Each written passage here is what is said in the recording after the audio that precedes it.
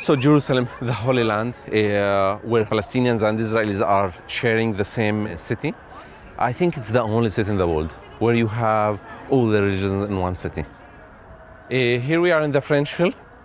French Hill, it's on the eastern mountains of Jerusalem, where from the other side we can see now the Jordan Valley, and we can see Amman and Jordan. Then we have here Mount Scopus, Mount of Olives. And on the right hand, we have here the amazing city, Jerusalem. You can see the two parts, the old city and the new city. There is huge differences between the tech sector in Palestine and in Israel. We as a Palestinian living in East Jerusalem, I can't be as a part of the startup nation. I want to be, but I'm not of that nation. So my idea was, if we can be a startup region by giving others, the Arabs, the Palestinians, the Jordanians, and everyone from the Middle East, and yes, we can do it here, take the Holy Land again on the technology level, and how we are going to change the world.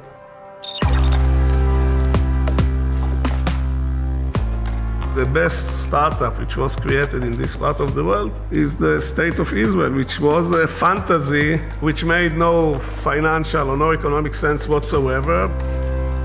In many ways, innovation for us has always been a necessity. We had to be global before the word global existed.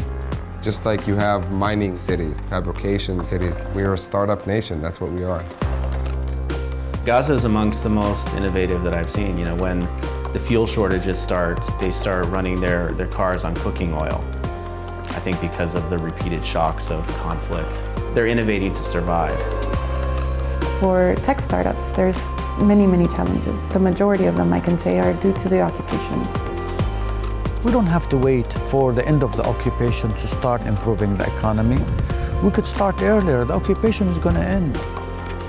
If this conflict someday is resolved, the potential of what this region can build together is nothing short of massive.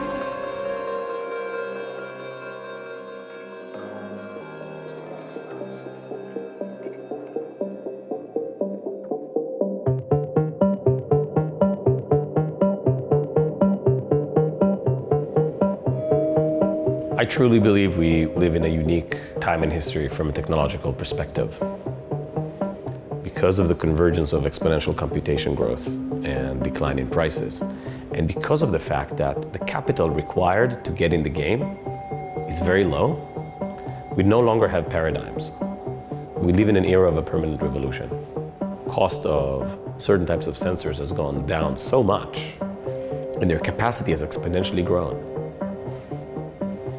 Because of phone makers having the pressure to make amazing cameras that are so tiny so that we can take selfies and send to our friends, this pressure creates a situation that this sensor that was created for the camera of the iPhone now can play a role in the ecosystem.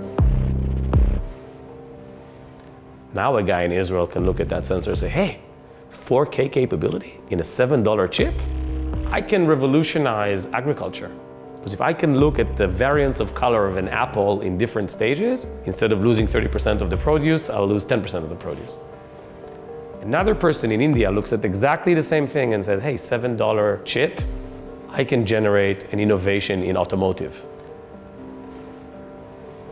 2 years ago, Kickstarter provided liquidity of $500 million in 1 year without taking equity from anyone. The biggest venture capital funds in the world don't do that. You have this era of permanent revolution on the technological sense. It meets massive reduction in price, and then everyone can afford it, at least at the entry level. This is a tremendous period, and that's where you see immunotherapy, and you're seeing so many interrelated or converging fields. I think Israel is very, very well positioned to leverage the opportunities of the era of permanent revolution. It's not going to get slower from here on in.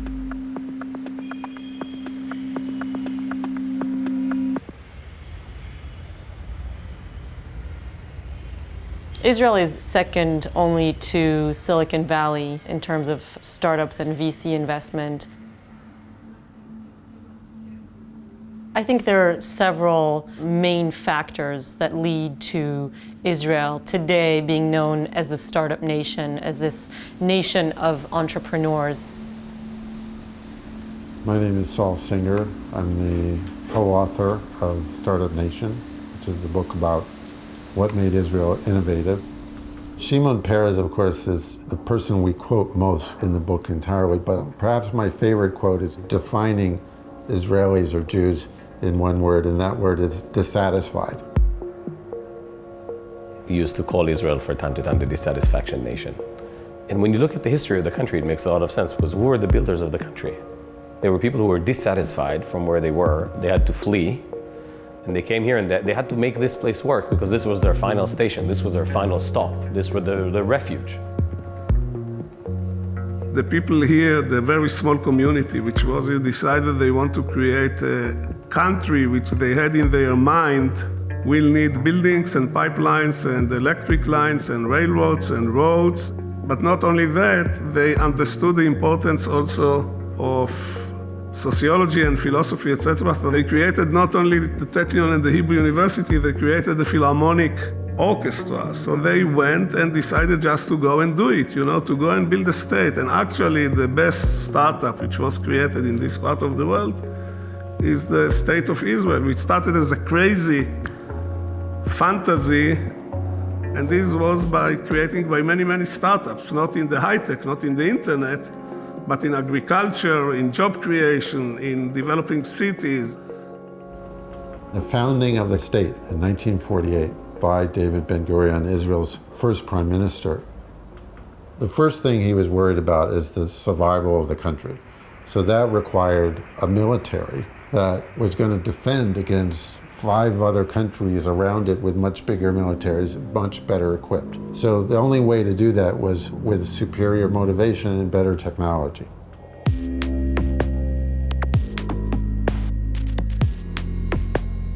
Throughout history, the military and unfortunately warfare has been such a driver of civilian technology.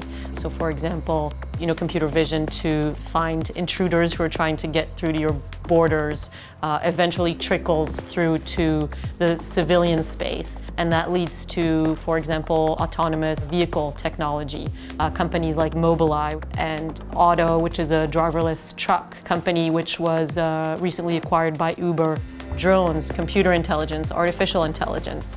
A lot of what is driving the tech industry starts in the military. One thing that's interesting about Israel's innovation story is a lot of factors converging together. The fact that the whole country is a startup, the military aspect, the fact that we're a country of immigrants, all these things feeding together are important. When we wrote Startup Nation, first of all, we didn't realize we were branding a country, but we also didn't realize that we were touching sort of a global nerve. We're living in a world that's changing all the time, and not only changing, but the pace of change is increasing. And this is kind of quietly causing a panic, I think, in companies, individuals, in countries, where they say, we have to become innovative. That's the only way we can keep up. And they're right. But the tendency is to think, okay, we want to do that. We want to be like Israel. We want to do it like Israel did. But Israel kind of has a unique story. We have our story. But what's happening, actually, what's exciting, is that around the world, everybody is doing this, but they have their own story. Ben-Gurion once said, in Israel, in order to be a realist, you must believe in miracles. Sometimes the greatest miracle is recognizing that the world can change. Through talent and hard work, Israelis have put this small country at the forefront of the global economy. Already we see how that innovation could reshape this region. Over 100 high-tech companies have found home on the West Bank, which speaks to the talent and entrepreneurial spirit of the Palestinian people. One of the great ironies of what's happening in the broader region is that so much of what people are yearning for, education, entrepreneurship, the ability to connect to the global economy, those are things that can be found here in Israel. This should be a hub for thriving regional trade and an engine for opportunity.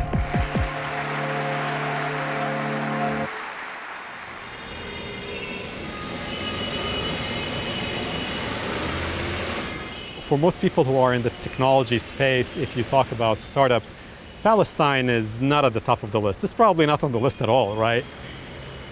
We were starting to think about something that, for all intents and purposes, was impossible to do.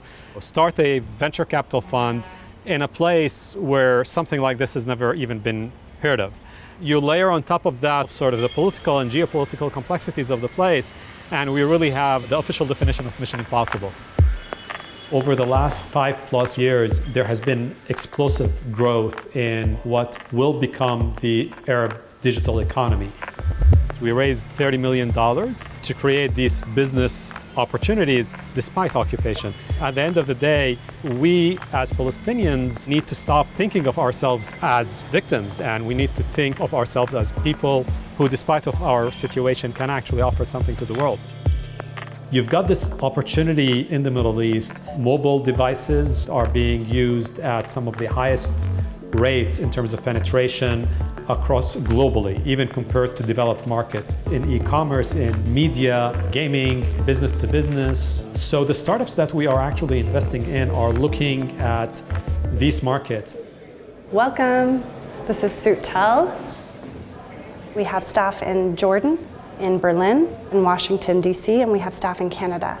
But the developers sits here, so the tech is actually Palestinian tech, and they sit over there. In 2006, there were jobs out there, and there was at the same time a 40% unemployment rate among youth. The first solution that we developed was a platform matching job seekers to job providers. Now, Sutel has developed such that we design and deliver digital solutions from Afghanistan to Zimbabwe, spanning some 30 countries. So, for example, using a basic mobile phone, Syrian refugees living in Turkey can text in questions to lawyers to get legal advice. We have also, last month, 6 of us were actually in Egypt for 10 days working with farmers. Now we're building a platform that would help deliver messages to these farmers to try to enhance their productivity and yield. Of course, Palestinians have faced a variety of challenges and great adversity, so it makes perfect sense to me that we're using Palestinian technology to answer these same questions for people globally. I've spent about 19 years abroad, and among my circle of friends, a lot of people would be talking about coming back, but there's always the question of, what would I come back and do, right? Now that has completely changed. Our portfolio is employing 200 people. About 33% of that are female employees that are primarily in technical positions, and we're beating those percentages in Silicon Valley. So Palestine has been able to beat Silicon Valley on one end at least.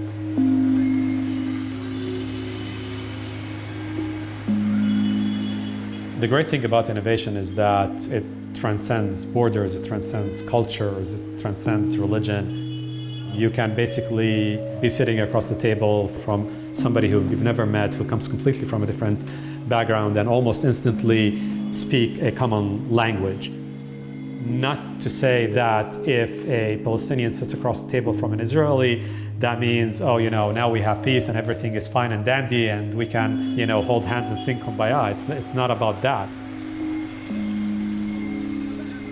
The funny thing is that if you were talking to somebody from Europe or from the States, and they would come here and are positively surprised about what's happening here because they never see something like this in the news, you can understand this. But when it's somebody that's less than an hour drive from you, you start understanding that the political situation is standing in the way. We are at the heart of Rothschild Avenue, also known as the Tech Mile of Israel. About 100 years ago, we would have been standing on a sand dune because there was nothing here. You could have seen Jaffa's gates from here. 2 buildings to the right is Israel's Independence Hall, where about 70 years ago, the founder of the country, David Ben-Gurion, decided to declare the State of Israel. Within 100 years, we've been able to get to a point that in the skyscrapers, we have the world's top R&D companies, Facebook and Google and Autodesk and other companies in buildings at the heart of Tel Aviv. A lot of the Israeli talent finds its way to center around here. This is where the top of the startup industry is. It speaks highly that the energy of the city is here. The creative guys which are doing all these startups don't want to live outside of the city. They want to live in downtown. They want to have urban life. They want to have coffee shops. They're looking for cities which are liberal, which are embracing people with all kinds of taste. You know, Tel Aviv, you can be male, you can be female, you can be gay, you can be lesbian, you can be transgender. Nobody gives a shit.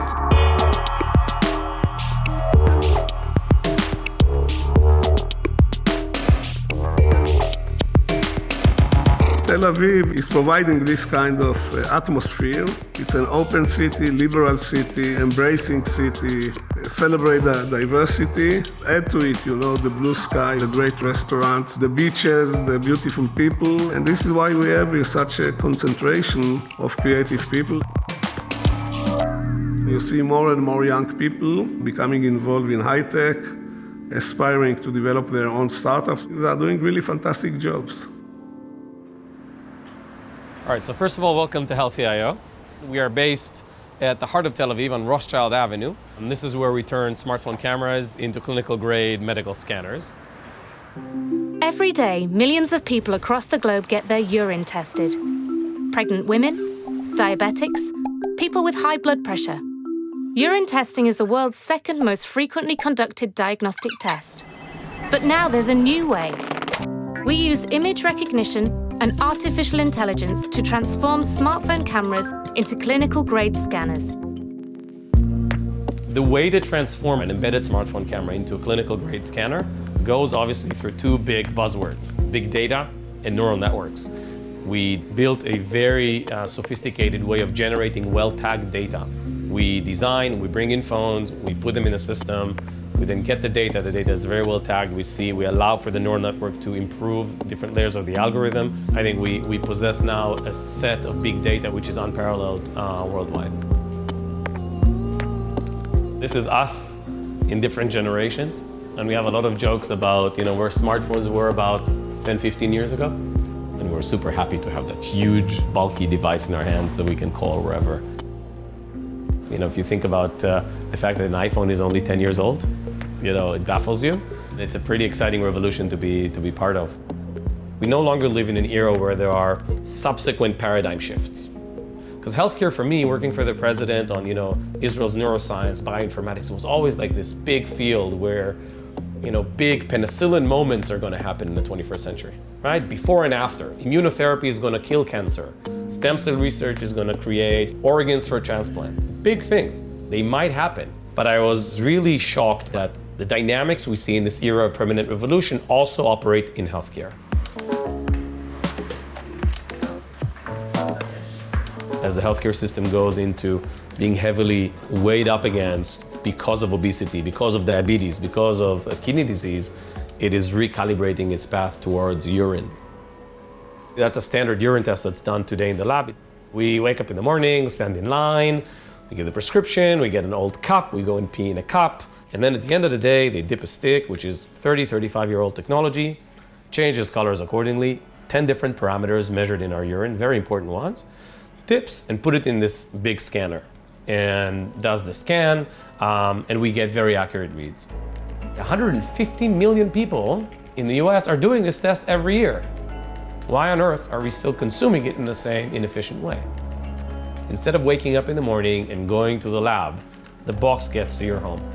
And in the box, you have the same dipstick. We don't know the lighting condition, we don't know the phone, the camera, but the interaction between the phone camera and the kit, and ultimately the cloud, obviously, delivers clinical grade accuracy. Scanning it with a phone within the app, and you're good to go. This company is not about urine testing. It's about generic color reconstruction in the service of healthcare, right? The idea of transforming embedded smartphone cameras into clinical grade scanners. It will be relevant for skincare, it will be relevant for eyes, to urine and others. So the vision behind what we do is to have people who consume it on a mass scale enjoy highly simplified version of exactly the same test.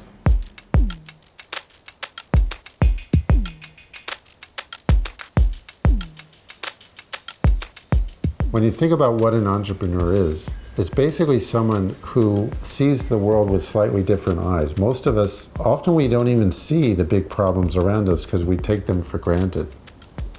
If you have to ask what is the main trait of a startup ecosystem, it's a different attitude towards failure than exists elsewhere. Failure is the only way to success. If you can't fail, you can't succeed. Nobody likes to fail.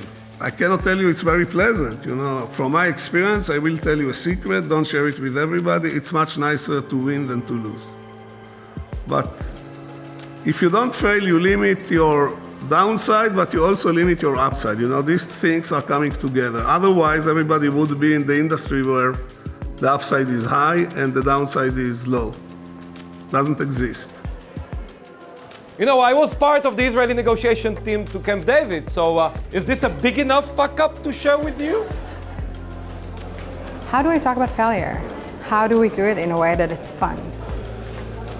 97% of startups fail. We keep talking about the 3% that actually did it, they made it. They made the exit, somebody bought them, they made a big sell, they're now in the stock exchange, but we're not talking about the 97% that fail. Basically, we bring 4 entrepreneurs once a month to talk about the biggest failure, and it's kind of incredible. We said it's going to be extremely ironic if we fail, because then we can say that we failed at fuck-up night, but somehow it's just really successful. There's this Yiddish word called Chutzpah, which I think also exemplifies a lot of the Israeli spirit. If you meet Israelis, they are very honest. Some people would say brutally honest. It can come off as a little bit brash, but a lot of Israelis have it. It's this attitude that I can be my own boss and do their own startup. That was the question, why didn't he just call it Moshe at that time? Because it was in such a dark space that I like to believe modern Israeli culture is certainly influenced by Jewish culture. We study the Hebrew Bible here. And we also devote time to Talmud study. Talmud is really composed of 2 documents. One is this code developed in the 3rd century called the Mishnah. And the discussions that built around that text in the 200 years after, what we call the Gemara. The relevance goes on. We have to constantly reapply and rethink. But there's wisdom there that seems to transcend time.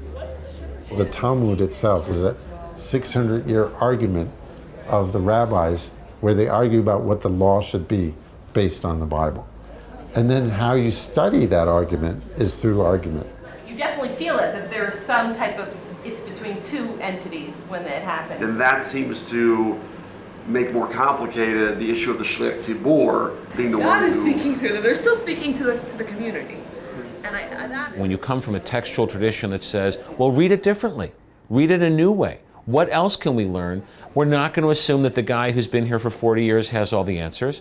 We're not going to assume that my job is simply to do what I'm told. We're not going to say that as long as we all say the same thing, then we'll be okay. But we're going to bring those values of questioning and complexity and creativity. The process of debating and arguing was partly how do you apply these ideas to the world as it gets more modern.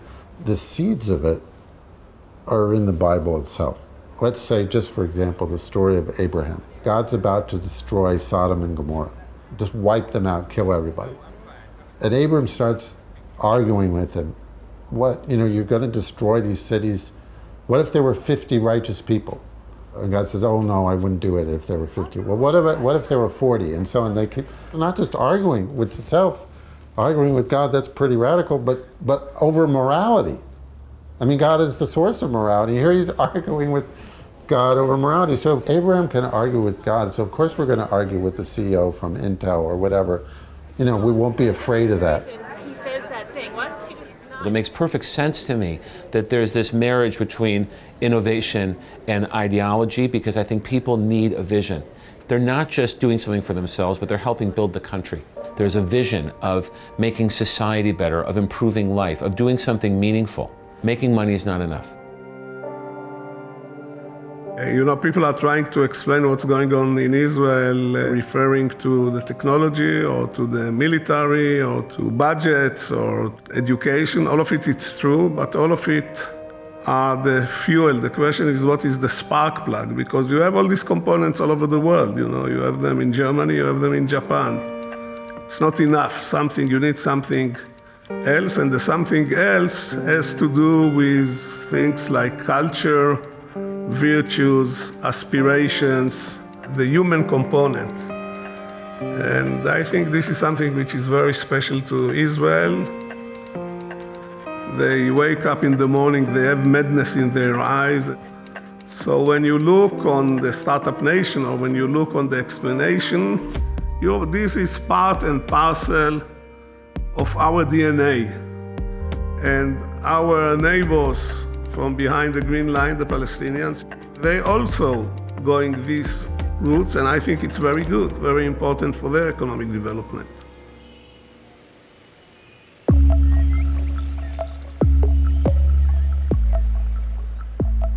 The mixture of nationalities in Israel and the diaspora who came back, the talented who came back from the state and all worldwide to Israel to build this ecosystem.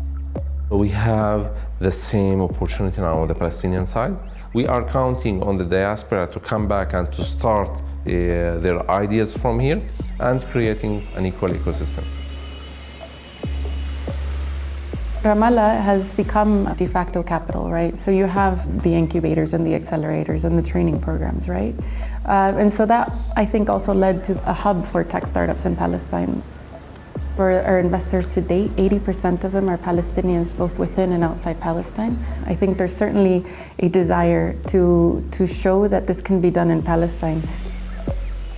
Palestine by nature is an agricultural community. We all came from farming families. But what happened with Ramallah is that when the political situation changed, more work opportunities occurred within the city. And the young people came to live in the city, where we ended up with an environment which is less conservative, more open to new opportunities, and people who would like to live in a less traditional way than other cities within Palestine. Ramallah is mostly a city for the young people. The gyms, the nightlife, the theater, the art, everything. This generation, they're at a point where they want to see changes. History repeats itself, and I think that there are some things that do need to repeat themselves and some things that we need to avoid. We know that there's not much we can do for the political situation or the economy, but we can do something with our own two hands and create a product. Mashvisor is basically a platform that helps real estate investors in America looking for a property, so that investors can see, okay, where are the best cities for real estate investments, and then where are the best neighborhoods, and then where are the best properties? Would I make more money renting out the property traditionally, like with a one-year lease, or as a vacation rental by listing it on Airbnb? A research process that should take 3 months now takes about 20 minutes, 15 minutes. And we also minimize the time it takes for them to calculate their own returns. People are a little bit surprised to know that we serve the US economy and the US market because we're completely based in Ramallah. As you've heard before, all you need is good internet and a laptop, and there you go. Iptikar looks to invest in web and mobile-based businesses. Also, given, again, the limitations happening in Palestine, tech and internet is a good way to answer that. Our companies so far are really exciting, I think. Our first investment is Mashvisor, but we also have Red Crow. I started working in Ramallah after I got my degree in the US. And in 2011, Hussein and I started this project. In our market, what we look at is how threat level is rising in a specific location hour by hour in a very complex political situation. You used to look for the one contact person that can confirm a specific piece of information to know what's happening in Syria, for example. Today, it's millions of people reporting constantly. What we rely on is the information that people put on their accounts, like Twitter, Facebook. The variation between these people are extremely marginal that you can actually take the exact alert from the people that have entered it on their social media. We created a system that collects this information simultaneously. It goes through them and ranks them. Is it a reliable source or not? And it makes it easier for us to put it on the map and pinpoint exactly where the incident has happened. For example, we have a specific event happening here, so you have the location. Within 2 kilometers, it's a high threat, which means it might be very violent and affect safety and security. The last circle here is only security complications. So you might be facing checkpoints and high security measures within a specific area, and it would be harder for you to move. These are the locations of all the clashes that happened since the beginning of September. In the West Bank, there was, for instance, 74, in Gaza 2, in Israeli-controlled areas is 0, and Jerusalem 29 clashes. Our target market consists of non-governmental organizations in both the developmental and humanitarian sector who operate, for example, in the medical sector. Not being stuck on a specific checkpoint is very important. Today they can just open their mobile and see where incidents have been happening during the last 10 minutes.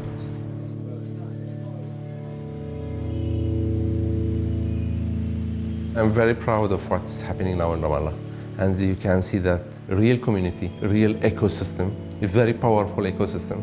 It started to bring the people back, to start creating their startup and start succeeding from their homeland.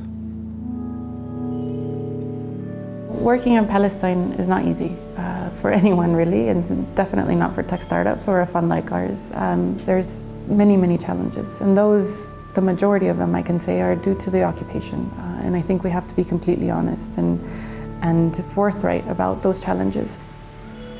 In terms of people getting in and out, Peter, who is the CEO of Mashweiser, last time spent 2 days just trying to get back into the country. We don't have 3G still, and honestly, I don't think it's going to happen soon. So that technology, when we're developing apps, is really hindering us, right? If you can't test it easily, then it's very hard to develop an app. The legal system is not much oriented with the venture capital culture and the startups culture. Therefore, most of the investors ask startups to register their companies in the US. When you exit, all the tax money that you have paid, you haven't paid it inside your country, you've paid it somewhere else just because the laws of your country do not apply to your company, which is a pity. Hopefully, they'll be able to fix it before we exit. Is there a reason why you've chosen to do it in Ramallah specifically? Because obviously there's limitations to working here. I don't know, home? Home? Home. I wish we had a more interesting answer. Interesting answer. That's Simply it. home, yeah.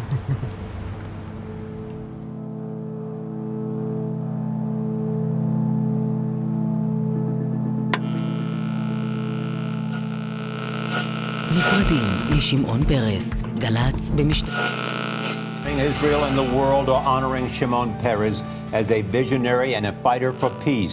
The Nobel Prize-winning former president and prime minister of Israel died overnight.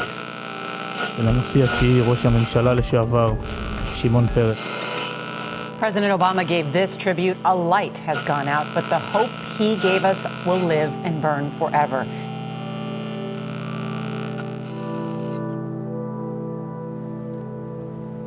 In my first meeting with President Peres, when I first went into the office, we had a conversation about the power of fantasy. And he said something that stuck with me. He said, "Remember, Yoni, people without fantasies don't do fantastic things." President Peres, in a recurring manner, was able to look 10, 15, 20 years into the future, see the development, and then ask very tough questions, and then taking very tough actions in making sure that Israel is well equipped to reach that goal. So in the 50s, there were hardly 10,000 cars on the road. He would already imagine the aeronautic industry of Israel, so that Israel in 1970 would have its own airplane capability, its own electro-optic capability, things that at the time really seemed like fantasies. So he did it with aeronautics, that was industry number one. He did it with nuclear capability and nuclear research. He realized that having a strong nuclear research capability is something that Israel cannot afford itself to leave behind. His third understanding, I think, was when he is a prime minister and Israel has a 400% inflation per year. And so President Peres understands that, as they say, a crisis is a terrible thing to waste, and puts Israel, so reframes Israel on a path to growth, and essentially paves the way to the tech industry as we know it today. I mean, what is the tech ecosystem ultimately? It's not that Israel is the best in the world in universities. It's not that it has the best IP law or the best access to capital. It crosses the critical mass on all of those dimensions of the ecosystem. And there aren't many ecosystems like that in terms of culture, in terms of willingness to fail, in terms of access to capital. A lot of those were born in 1985, when again he paid political capital to put in place very innovative public policy initiatives like backing VC, venture capital losses to attract venture capital in the late 80s. That's where nanotechnology started playing a role. Bioinformatics, neuroscience, he was smart enough and an incredible visionary to understand things that we didn't even conceive of as younger people who live in the industry. How does exponential growth in computation allow us to understand the brain better, understand neural networks, then design AI, artificial intelligence, that would then learn better about the brain? He saw it, he somehow understood it. He's what you'd call the serial entrepreneur, and this country is very grateful for that. So think about it. A country which is 70 years old with 8 million people, which 70 years ago had barely a university here, has 3 of its 6 which are publicly funded. 3 of the Israeli universities are in the top 100 most innovative universities in the world. I think that's a fantasy that was realized.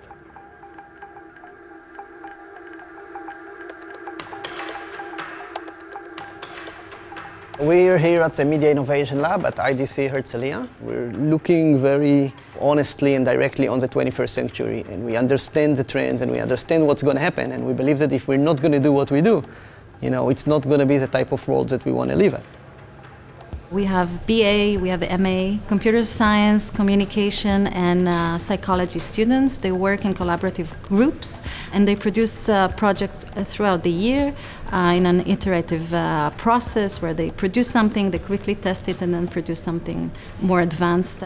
One of the trends that is already happening for many, many years is a physical-digital interaction. So we think about digital technology, we all know what it is. We think about the physical world, we all know what it is, but what is the convergence between them? What we do here is what's called Humanistic Technologies. And yes, technology is great, and technology is fun, and we love innovation, but technology is just technology, it's a means to an end. And we believe that IoT, or this type of smart objects, should become active participants in our lives. They should behave. And that's why we look very much on gestures, that if we're not going to make sure that these objects of the future are going to be more intimate and more empathic and communicate with us in this very social way, it's just going to become a very depressing 21st century. This is the greeting machine. We purposely designed it in the simplest, most abstract form that there is in order to show through expressive gestures and movements how just a simple movement can communicate so much. So the idea comes from, for example, if we have pets at home who are waiting for us and they're shaking their tails. So our idea is to have this on one's table or in the entrance to one's home and welcoming you, making you feel wanted, basically. If something is closely resembles a human but is not exactly moving like a human, it starts to look very creepy. And we have enough lovely humans around. And we think that we should give these abilities to objects, not trying to imitate humans, but make these objects become more expressive in that way exactly. We have our own mythology that really emphasizes on going out to the field to really go into details. This is really important for us, so we believe innovation is in the details. We sit with animators and theater experts, actors, choreographers. So it's not something that's scientifically based on some other discipline, but it's inspired from people that already deal with expressive motion all of their lives. We asked people to tell us which emotions they see in each of the gestures. Whenever it looked forward, the perception was of a positive emotion, and whenever the robot was withdrawing, there was perception of a negative emotion.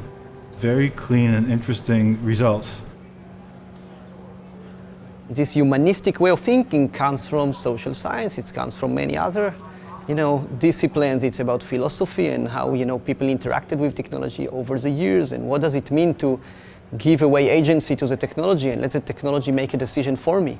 They can't just say, no, technology is just technology, it has no responsibility in the world. The user makes their own decision, and that's not true. That's very naive to think this way. Technology is very influential, and we have to put much more thinking into the type of technologies that we're creating.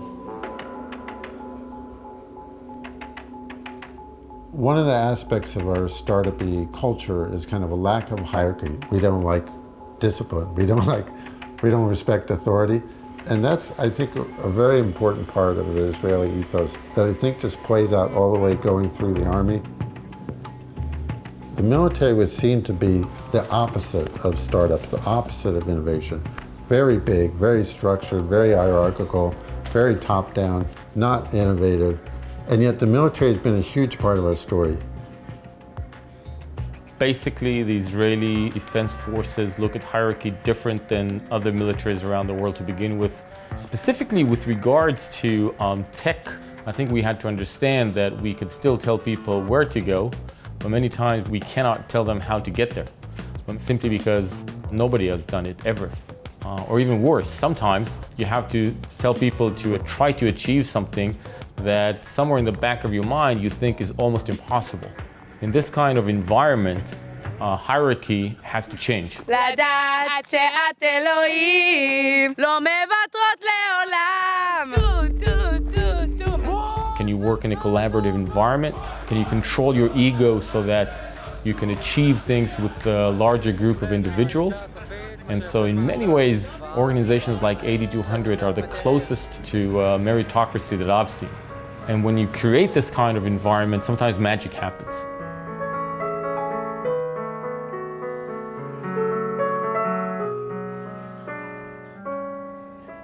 The army here doesn't look like the army in the movies. We're giving them a lot of responsibility. And they know that they have the freedom to say to me anything and almost in any way. That they can tell me that I talk bullshit, and they can tell me that I'm wrong, and I accept it. And this is what makes this place so great. I never really knew what it meant for me until I was like 17 years old. Like, I wasn't really excluded from social life. I just had a rough time fitting in. I felt like I should be able to do this. Why am I not able to do this? It was really frustrating for me.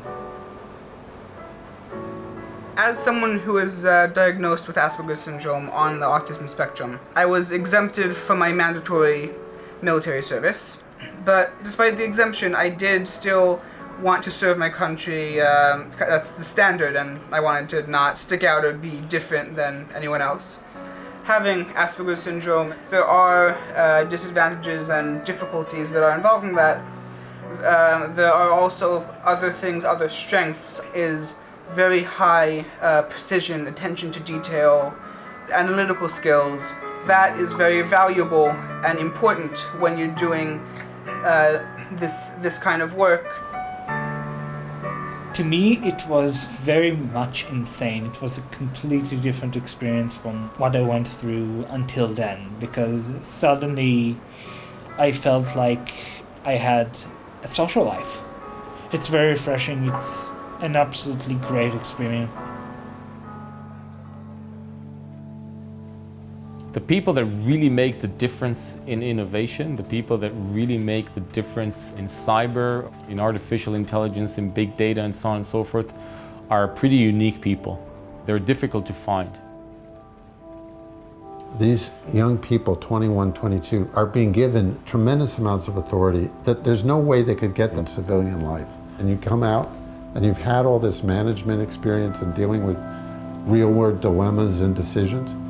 So you're ready to take on the challenges of startups. I had no background in drones whatsoever. I went into an electronics shop in Toronto to buy a juicer, and I saw this drone toy. This was like, I don't know, 7 or 8 years ago. So I bought it instead of the juicer. Ended up to be the best investment I ever made. There is a definite advantage hiring an engineer that has a background in the army, and almost everybody in Israel goes to the army. You know the person is responsible, you know they're independent, they can work in a team. Those are the things that you look for in a person. and we get those things for free.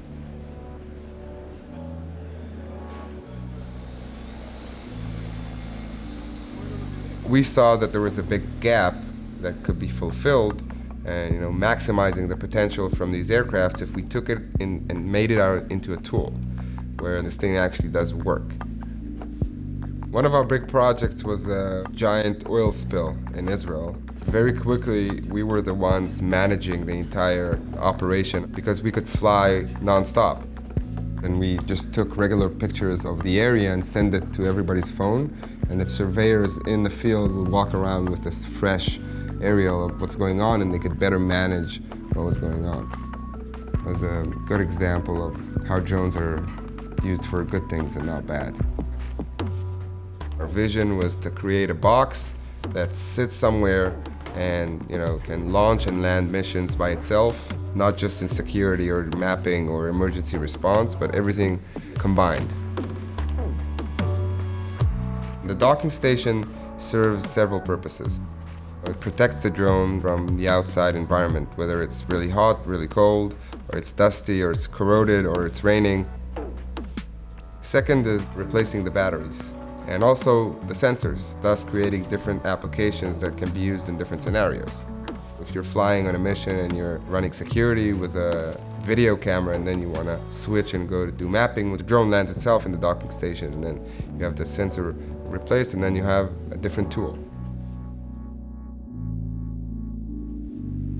Turning it from a toy to a tool, there's a lot of technology involved, and most of the components in the market today are not fitted for an aircraft that does real work. But everybody's an engineer in Israel. I mean, we don't really have anything else to do here. If you're in the desert, we don't have a lot of natural resources, so that's our resource, innovation.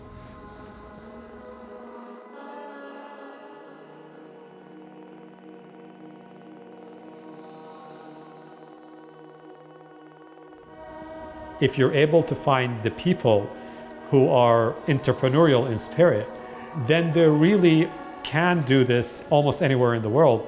Because if you think about it, entrepreneurship is about solving problems. And the bigger the problems are, the more substantial the solution. I've been saying this for years, and I totally believe that because of the characteristics of Palestinian society, that for me it's obvious that the economy of the future here should be a knowledge-based, technology-focused economy. There's a 99% literacy rate, high percentages of people who speak foreign languages, the fact that people are very tech-savvy and capable. And so we've been steadily working at that, since 2007.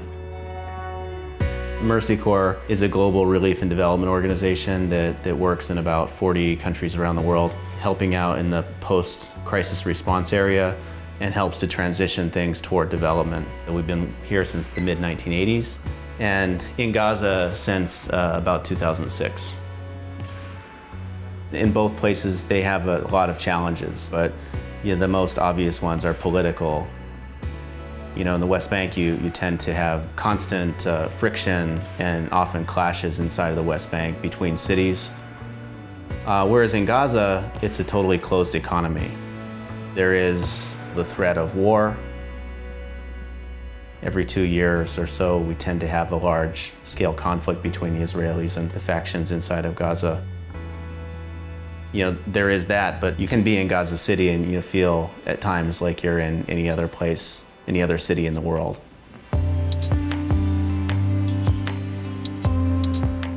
Young people in Gaza are hungry for opportunities. They're hungry to have some possibility for creating a better future for themselves.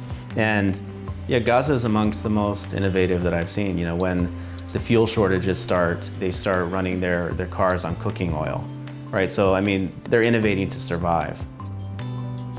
I think because of the closure, because of the repeated shocks of conflict, because they've been disconnected from the world for the last 10 years, and because of certain structural issues in the education system, they're several years disconnected from what's happening at the cutting edge of technology. Beyond that, it's things like electricity shortages are a major challenge in Gaza. Internet is surprisingly not one of the challenges. We sit on top of a high-speed internet line, And so all of the people inside of our community, are able to access internet consistently.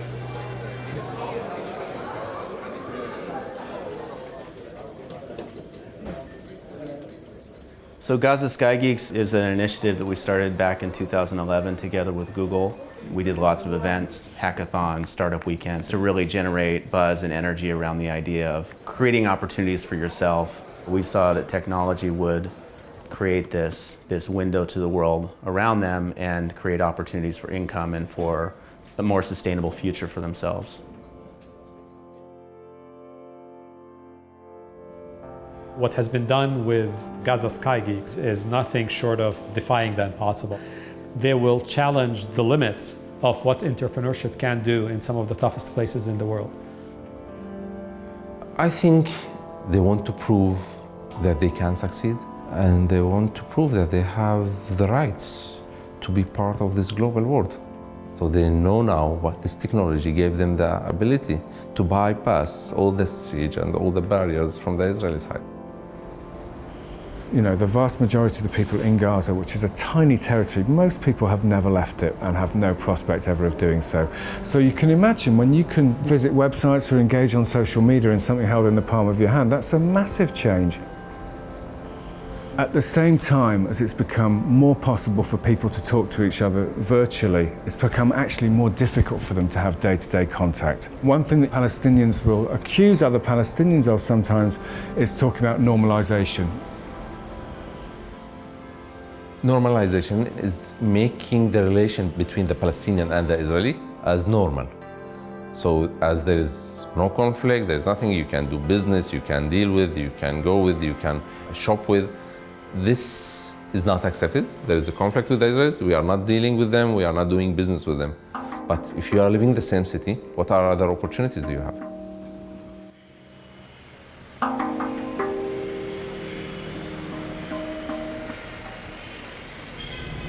This is the area where you can say east and west mix. This is the imaginary boundary. On the right are the Arab neighborhoods, let's say. And on the left is the Israeli neighborhoods. You look at the buildings, look at the streets here, you can see a huge difference. We and the Israelis pay the same municipal taxes, we do pay the same taxes on work, everything. We receive the same benefits in terms of health, but not in municipal services. The situation is getting better. Great efforts are being achieved from the current Jerusalem municipality, but it's not enough. It's complicated beyond description. Residents of East Jerusalem should receive the Guinness World Book of Records of surviving. And now we've arrived at our destination. Let's jump. The community in East Jerusalem, they are Palestinians, and they are staying in Jerusalem as residents and not citizens. We don't have an Israeli passport. We are living with travel document. And at the same time, we have a kind of Jordanian passport where the nationality at that passport is none. So you are not a Palestinian, you are not an Israeli, and you are not a Jordanian. So this is why Palestinian community in East Jerusalem felt between the cracks. You can't get support from the Palestinian government because they can't support you. And the Israelis, they can't support you because you are not an Israeli resident. Like a Palestinian trying to contact an Israeli company or Israeli venture capitalist, you get asked a question, and it was asked to me, did you serve in the Israeli army? Like, come on, seriously, is that a question you ask a Palestinian? So the answer was no, and they said, sorry, we can't fund you. We went also to Ramallah, tried with the VCs in Ramallah, which is the West Bank in Palestine, and we got the same nice answer every time. You're not a Palestinian resident. How can we help you? How can we support you? So among the years, there was pressure on this community in East Jerusalem. And yes, all the talented, all the capable, all the investors, all the professionals, they are not here anymore. They just left the city. We as a Palestinian living in East Jerusalem, I can't be as a part of the startup nation. I want to be, but I'm not of that nation. I'm not part of that nation. So my idea was, if we can have the second edition to be a startup region, by that, the whole nation and all other parties like Palestinian, we can all start now working together to boost and to develop the region. Today for them, just is the home. So if he wants any kind of support, he will go to his home and will ask for the service, and there is someone will try to do his best to help him. Giving them the capacity building opportunity and the training and the professional trainers to be part of an ecosystem, and giving them the network. So he can go and join any activity in the western part of the city, and they will ask him, from where you are? I'm coming from Just. So he said, now I have an identity to go and to join and to succeed. Only 17% of women in East Jerusalem are participating in the workforce. I was very frustrated. All my colleagues, they don't work. So I started the idea of my Pink Electronics to train women on certain skills that will allow them to work from home. Even men did not succeed in this city to take their chance. From Just, I had now a mentor who's mentoring my business and helping me to grow. And this will help them in their own businesses too. Today we can feel that the community is more connected. They are looking at the Israeli market, how they can succeed in the Israeli market, how they can integrate in the Israeli market, and how they can export their capabilities to the Israeli market. Israel is known as the startup nation. It's not because of the army or because they're smarter or anything. I think in my mind because there is a huge ecosystem of encouragement. They have so many accelerators. In the west side, we don't have an accelerator. We have an incubator, one, just. And that's it. Unless we show some success stories, then things will change. But you cannot show success unless you have an ecosystem, and you cannot have an ecosystem unless you have success. So that's the deal.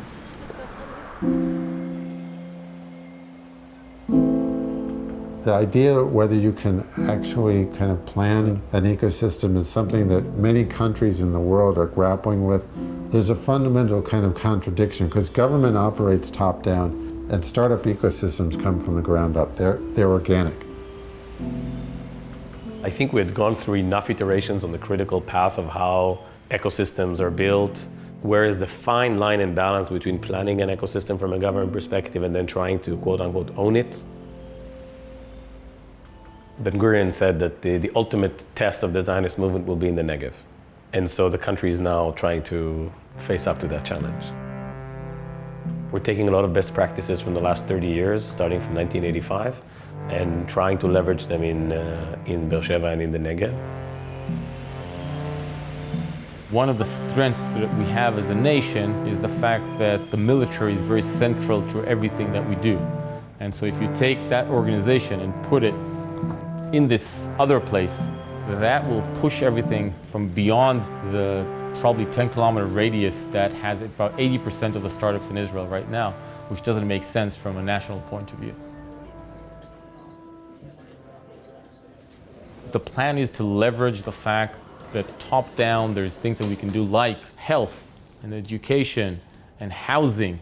If you put all that together, you'll get a new excellence innovation center around Be'er Sheva, which is essential to Israeli livelihood.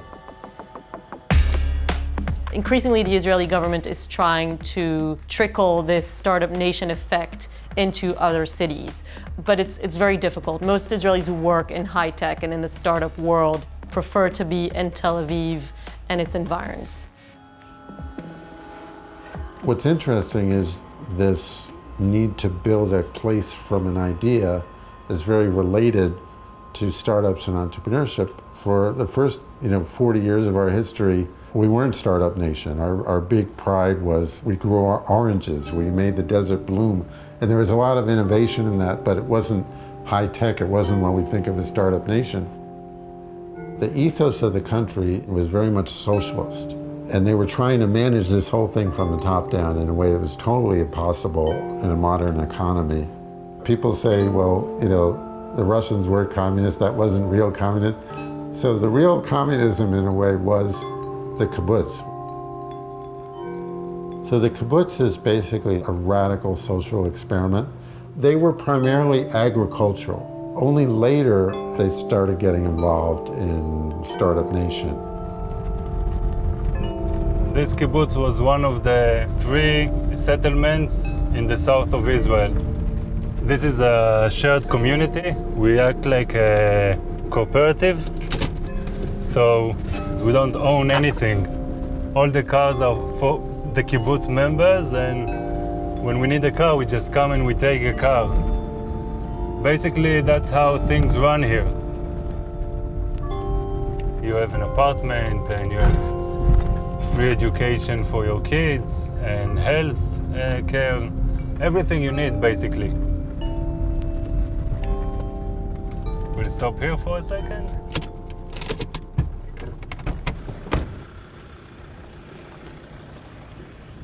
We need to remind ourselves all the time that we are in the middle of the desert. We are very far from the city. I lived in New York, I lived in Tel Aviv for many years. I've been in advertising companies and I had a startup, and I understand the pressure and I understand all the bullshit that you need to deal with in the city. It's all around you. So you deal with that and you deal with that and you go to that and you're in this chaos and you take out money. And at the end, you don't take care of your product. You don't do what you have to do. So coming here and setting up my business here, I realized that we have a big advantage being apart from all the, what I call the bullshit. The idea of the hatchery, one of the main points of the hatchery, is to get entrepreneurs isolated a bit, to get them away from the city, away from temptations that the city holds, get them in an isolated environment where they can really concentrate on what's important. Hey, startup maker. If you're still in college or just graduated and got an idea that you think will conquer the galaxy, that's great. You can join the Madgera, a 3-month technological boot camp in Israel. Get rid of distractions and daily concerns. Get expert guidance on all aspects you need and essential skills, even bakery if needed. All you need for your idea to conquer the galaxy. Getting here, it's not like a regular accelerator. It's not like a course. If you come to the hatchery, you move here and you live here and you stay here. You don't go to traffic, you don't stand, you don't waste time. So if you need a mentor, he comes here. What I'm selling is peace of mind. If you know that you have breakfast, lunch, dinner, you have laundry, you have a house, you don't need to pay bills, my mind is not distracted. For a startup, it's worth more than money.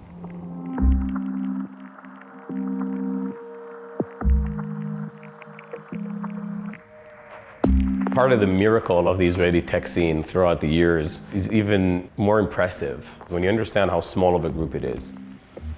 Israel ultimately is about 8 million people these days, out of which almost 1 million people is above the age of 65. The population here under the age of 22, 23 is also pretty big, around 2.5 million people, 3 million people. So they don't participate in the workforce, they don't participate in the creative class, as you would call it. And so you end up with a working class, if you will, of about 4.5 or 5 million people, out of which the participation rate is around 60%. A very small part of that is actively engaged in high tech and science. What do we need to do for this to scale? Initially in the book, one of our big questions was, is Startup Nation sustainable? Is it here for good? I think that the big challenge going forward is a growth challenge. This is a Jewish country, but it's say 80% Jewish, 20% Arab. And they're basically two big minorities that are less connected to Startup Nation.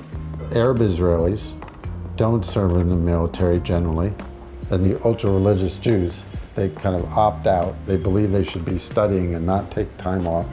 Going forward, it's critical to bring in these minorities and not have them left out just because they're not serving in the military.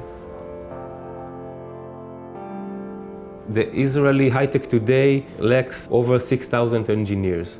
And it is consensus today that the main human capital resource to bridge this gap is the Arab community and the ultra-Orthodox Jews. Since this country established, we are citizens of Israel and have an equal rights here in Israel. But the Arab community don't involve into the Israeli military. So we don't have the culture of the technology industry in the Arab community. The infrastructure in the Arab cities and villages is like 20, 30 years behind the Jewish cities. Arab family earns half as much as a Jewish family earns. 68% of Arab kids in Israel live under poverty line.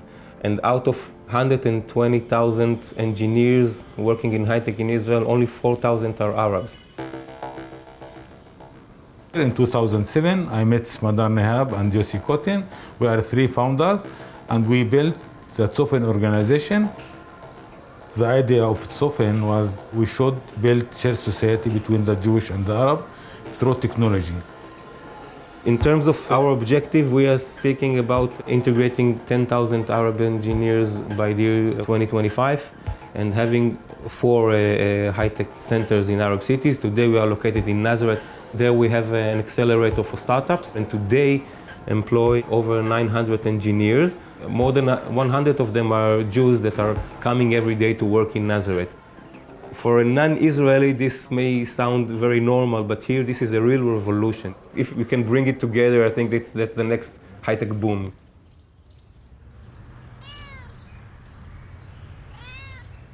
I grew up here in Bnei Brak, Corroded, ultra-Orthodox education system. All girls, no SATs or any exam that would allow you to go into higher education. We have a very unique way of life. There are a lot of guidelines, a lot of ways of things that we do. Keeping the Shabbat from Friday night to Saturday night. You don't use electricity. Very often in the last few decades, it will be the men will keep on going to learn, and then the women would take care of the income and actually working. I started writing for magazines in Israel. One publisher told me, I don't believe that if you believe in God, you can be an intelligent human being. So being an entrepreneur in Haredi and a woman and a mom is, I guess it's challenging. So this is my home office. This is actually a prototype we did for MetLife, which was really cool. We really try to help companies provide mentoring and advice on demand from employees from all levels and all backgrounds inside the company. So we just create internal apps for them that help them get the most relevant people, specifically relevant to your issue. You can go into it, you can ask a question or just write about a situation you'd like advice with and get some really good advice from them. Kamatech is an amazing organization started by Moshe Friedman. Kamatech is integrating Haredim inside established high-tech companies like Google and Microsoft. We, for example, we sit inside Microsoft Ventures, so I can actually go to someone who works in sales in Microsoft or in development if I have a problem and really get a lot of advice and help from them. It's so successful, they're going to take it and actually apply it to Arab startups now and afterwards to startups in Israel in general. I do think like integration is the key, but I've been told for years now, oh, if only all Haredim would have been like you. And I'm sure that's the case for people of color and for Arabs and for like maybe people of the gay community. But you know, if you've known like my whole family and my whole community, you probably think, yeah, all Haredim are like that. In my dream, and I'm sure in Kamatech's dream even more, I see like an integrated society, but sort of like an immigration. It takes like a generation or something like that. Immigrants are always the best entrepreneurs.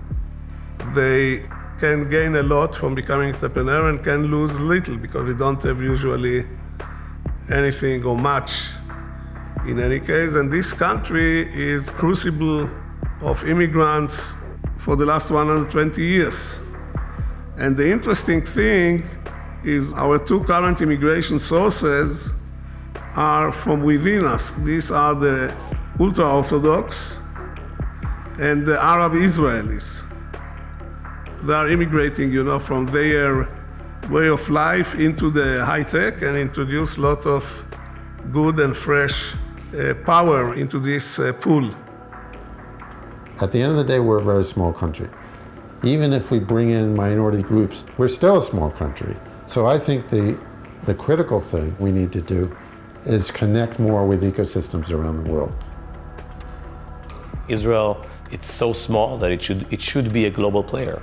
So be part of the big decisions, be part of where the flow of brains and data and finances goes. Year on year in double digits in terms of trades and investment. A big player in the Israeli venture capital domain today is Chinese private investors and institutionals. To an interesting degree, the Chinese and the Israelis or the Jewish culture have a lot of things in common in terms of the fact that they're at the same time ancient people who are interested in making contribution to the world.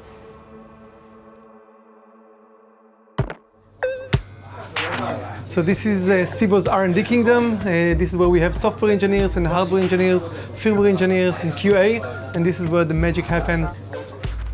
Making a smart product is a complicated and painful process. We decided that we are going to build a platform that will make it easy for every company to make their product smart. 15 years ago, it was difficult to develop a website. Today, it's much easier. If you take someone and will put them in front of Wix, they will get an amazing website within an hour. Today, it's difficult to develop IoT products. Soon, it will be much, much, much easier. You will be able to make a smart ceiling fan or a smart mattress or a smart baby walker or a smart dog collar. We want to measure the heartbeat of the dog, we want to measure the location of the dog, the motion of the dog, and the temperature of the dog. So Sibo so far found for me 36 different solutions. So I can use the left-hand filters just to say, guys, I don't want it to cost more than $12 to order a prototype. Using the system, we are giving you the ability to bring the product to a stage that is ready for production. The quantity that you will produce, it all depends on you. We are at the moment 50 employees. We have 3 centers around the world. The R&D center is here in Tel Aviv. We have the sales and marketing office in San Francisco. And we have the supply chain office in Shenzhen. In the last few years, many Israeli startups are really starting to shift their focus from the US to China. And they're getting much better at knowing and understanding the Chinese investment culture and also what Chinese consumers are looking for. The US and China is almost opposite ends of the spectrum in terms of individualistic versus collectivist. And Israel's sort of in the middle. And the kibbutz was obviously the epitome of the collectivist mentality.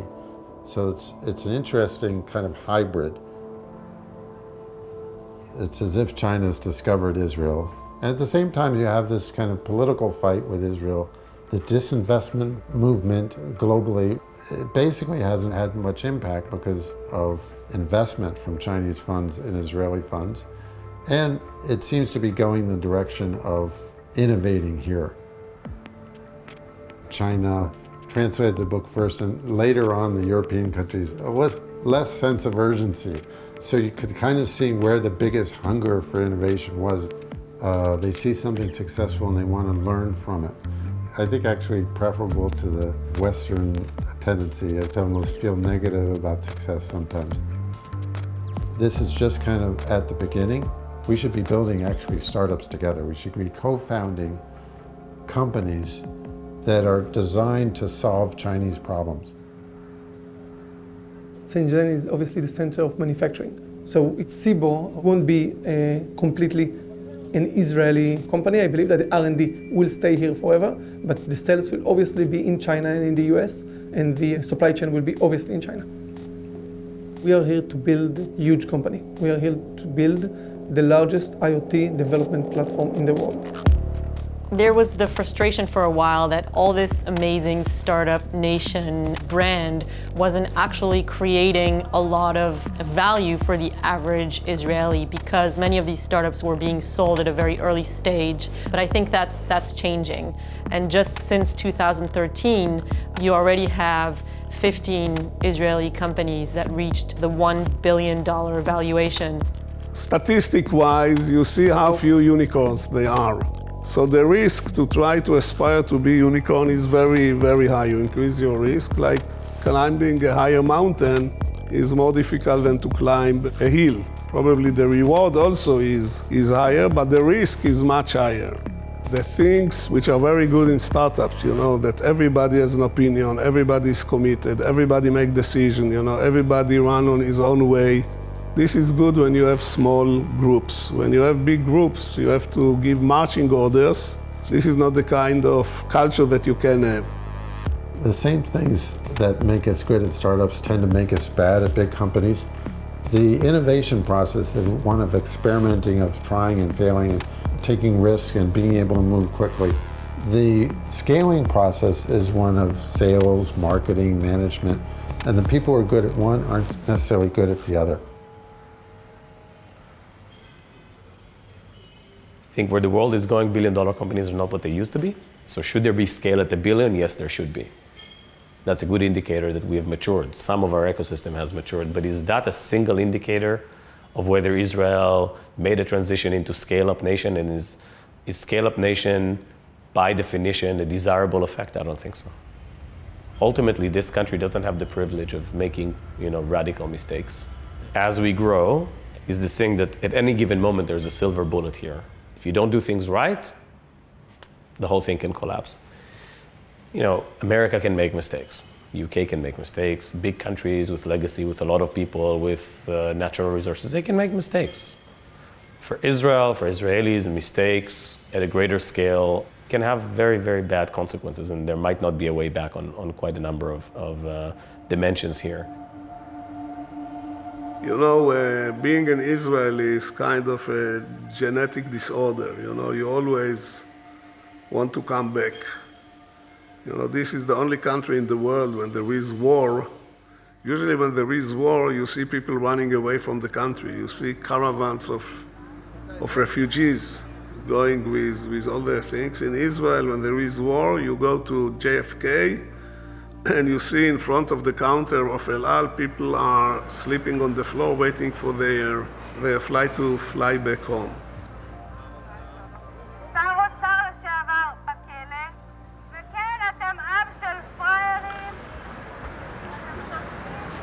I'm here every day to remind people that they have the power to change their reality. They're telling us that Israel is an empire of technology because we are in constant state of war. War means profit, because when you're in a state of war, you can always develop new weapons because you have where to test it. I think you can understand from this that my views about the occupation are that I'm not exactly for it. It's true that in the last few years we see an increasing number of Israelis opening companies overseas. I think being sick of the political situation is the major reason. People usually don't say it, because it doesn't sound good. I refuse to accept that this is our reality and forever will be that way. You talk to people, everyone is certain the whole place is going to die or to collapse tomorrow. A lot of Israelis who live abroad are relieved for a few years. They just, the main feeling they have is, I don't have to worry about making this place work. This place works, it's Silicon Valley, it will work with me or without me. And for a few years, that's great. A few years later, they're like, shit, I'm such a small cog, right? I don't make a difference. I need to go back. In Israel, I make a difference. To an extent, we have this privilege that things don't work very well here, because then it's always easy to challenge the status quo. It's not like it's a well-functioning country that you sit around and say, hey, you know what? We're done.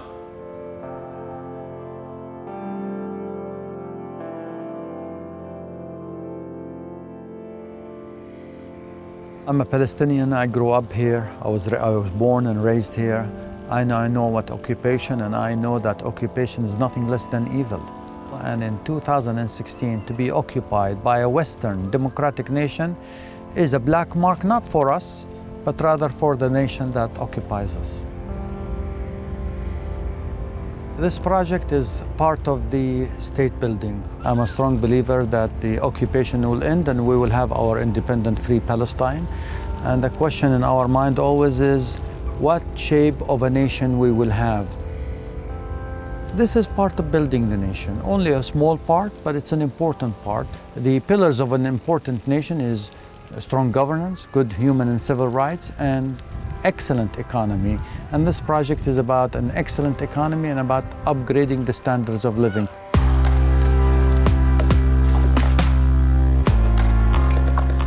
I am a strong believer that a Palestinian state is in the making. We don't have to wait for the end of the occupation to start fixing our lives and improving the economy. We could start earlier. The occupation is going to end. We deserve to live comfortably, so I'm not looking for any type of people. They could be any Palestinian. It's obviously for Palestinians.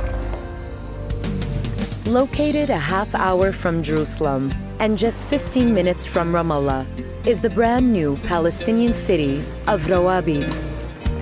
It's the first planned city in Palestine. Eventually, it will become home to more than 40,000 residents. In the city center, startups and enterprises are setting up operations. They are ready to rise to meet the challenges of a new and sustainable knowledge economy. The technology sector will be the key pillar of the city's future. Rawabi will be a premier ICT hub. Both local and international high-tech firms will find Rawabi a very attractive prospect for them to base large-scale ICT businesses. We are catering to young, educated, high-tech community. To accommodate these people, you have to have a smart, technologically advanced city. A technological place is not just by technology, it's also by the ecosystem you create. So these are restaurants on the plaza. So you could just imagine having chairs out here and people just sit down, having coffee, eating. Our target is to get high-tech companies. It has not been easy. We are pushing for international companies to outsource to Palestine, to establish R&D facilities in Palestine, to establish testing in Palestine. A lot of them are afraid. They think that bullets are flying all over the place, but we just had some breakthroughs. There's one great advantage, the proximity of Israel being one of the most advanced nations technologically. All the big companies are in Israel: Google, Apple, SAP, Intel, Cisco, just half an hour to an hour away. And so if we could piggyback on that and create jobs, then we have a great, vibrant city. This could be the Marshall Plan that picks up the economy in the next 10 to 15 years. We just had the elections in the neighborhoods. We have 3 neighborhoods now. So this is also democracy in the making from the grassroots up.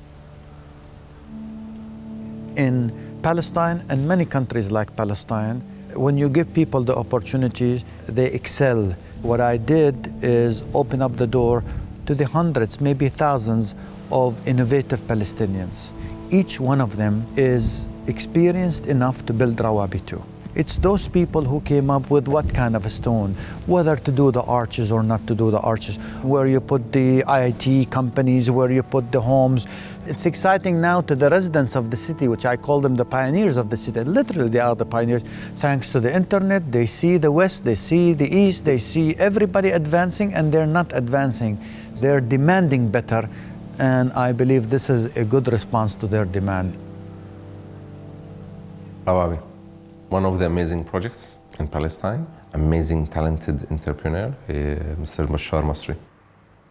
I love the whole idea. Just being there, you will feel that you can see the future of Palestine starting from Rawabi.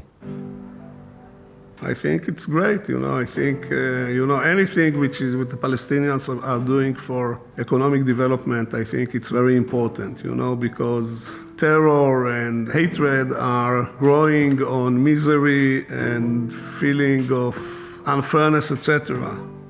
So the more you close the gap, the better it is. But nothing will replace, I think, a political pact between the two countries, to end this conflict and to let the Palestinians create their own state. And anybody who thinks that economic development can replace the aspiration of the Palestinian people to control their own destiny is hallucinating. One of the biggest problems we have here is the Israeli settlements. They are ideological settlers that come here believing that this land is theirs. God gave it to them. We should not exist here. And when we started the project early on, they tried to destroy what we're doing. over time, as they saw Rawabi is in Israeli news, they tried to be accommodating and said, hey, let's do things together. We told them, no, we will deal with Israelis and Israel proper. We will not deal with radical ideological settlers at all. In my personal opinion, they are the biggest obstacle to peace. The more radical, the more organized you are. But the average ordinary Israeli is not radical. The average ordinary Israeli also want to live and would probably prefer to see a prosperous Palestinian state next to them. The notion that we have to make it work because no one else would make it work was not adopted in the Middle East at large in the last 67 years, and it is getting there now. People demand accountability. People like Saad and Hadi say, I want to make it work. Why not? I'm not going to wait for the political leadership. I'm not going to wait for this or that. I'm just not going to wait. I'm going to make it work. To me, I think that's fantastic. Politicians, take them away, and everything will be solved. Even keep the politics for the people in the street, and everything will be solved. All the conflicts about the political, who have the case, the Palestinians or the Israelis, with all the globalization in this world. Now it's time just to join the forces together, to start working together, and to make your life, your family life, your kids' life, and other lives, and how you are going to change the world. I think that the big thing we need to do that actually isn't being addressed enough now is to open our doors. I want to walk into Israeli startups and not just see Israelis. In tech, in startups, Haredim and Arabs collaborate all the time because we're facing a lot of the same challenges. So I hope we manage to both, do amazing things in high tech and then still maintain our personality and our values. Entrepreneurs are very pragmatic creatures. Between Israelis and Palestinians, I don't think it's any different. But I do believe that the political reality ultimately will limit those kinds of interactions and can go only so far. You'd like to see much more mutual understanding growing between the two sides. You need real tangible political movements toward a solution. Then you also need Palestinians and Israelis to not only meet each other at checkpoints.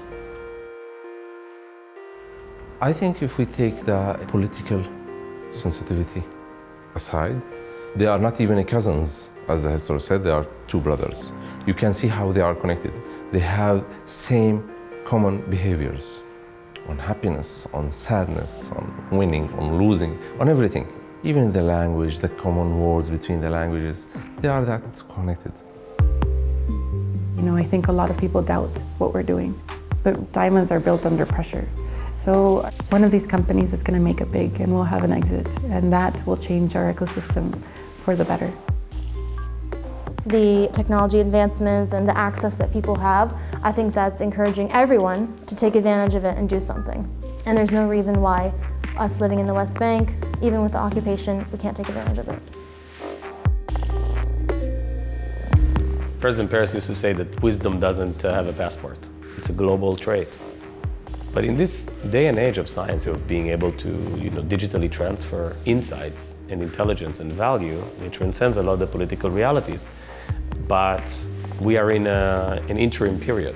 We're transitioning from a world of borders that was based on tens of thousands of years of agriculture. There is no global government yet. Hopefully, the positive attitude of the tech industry will prevail. But there are disgruntled people who are getting the short end of that stick. They also enjoy the same trends. If I want to create a dirty bomb 5 years from now, that would cost me $200. 10 years ago, it would cost me $200 million. So the same mathematics apply. The era of Persian Revolution applies on both ends. And if we don't know how to manage that, and if we don't create mechanisms to guide humanity into leveraging the positive elements of that, we're headed for a bumpy ride.